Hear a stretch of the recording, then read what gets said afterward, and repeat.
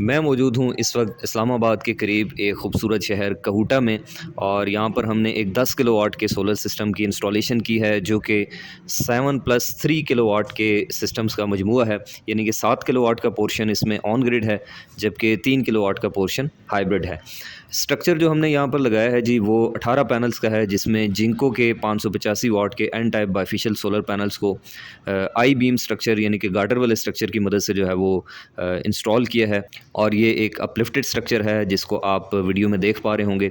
और इसके अलावा अगर बात कर ली जाए इसके इन्वर्टर्स की, तो चूंकि ये एक देहाती इलाका है, तो यहाँ पर बिल को ज़ीरो करने के लिए एक 10 किलोवाट का ग्रो वाट का ऑन ग्रिड इन्वर्टर इंस्टॉल किया है। जबकि लोड शेडिंग से निपटने के लिए यहाँ पर इन्वर्क्स का नाइट्रॉक्स 3 किलोवाट का इन्वर्टर है, जबकि साथ में 24 वोल्ट की आईटेल कंपनी की लिथियम बैटरी भी इंस्टॉल है, ताकि in case of load shedding अगर लाइट चली जाती है तो हमारे जो एसेंशियल लोड हैं, जैसे कि वॉशिंग मशीन हो गई, इस्त्री हो गई, फ्रिज, लाइटें, पंखे, पानी वाली मोटर, इनका जो बैकअप है वो लिया जा सके। अगर बात कर ली जाए इसकी कीमत की ओवरऑल पूरे सिस्टम की, तो अभी अक्टूबर 2025 में इस पूरे सिस्टम के ऊपर तकरीबन 14 लाख रुपए पाकिस्तानी लागत आई है, जिसमें नेट मीटरिंग भी शामिल है, जो कि इन्होंने लोकली अप्लाई की है।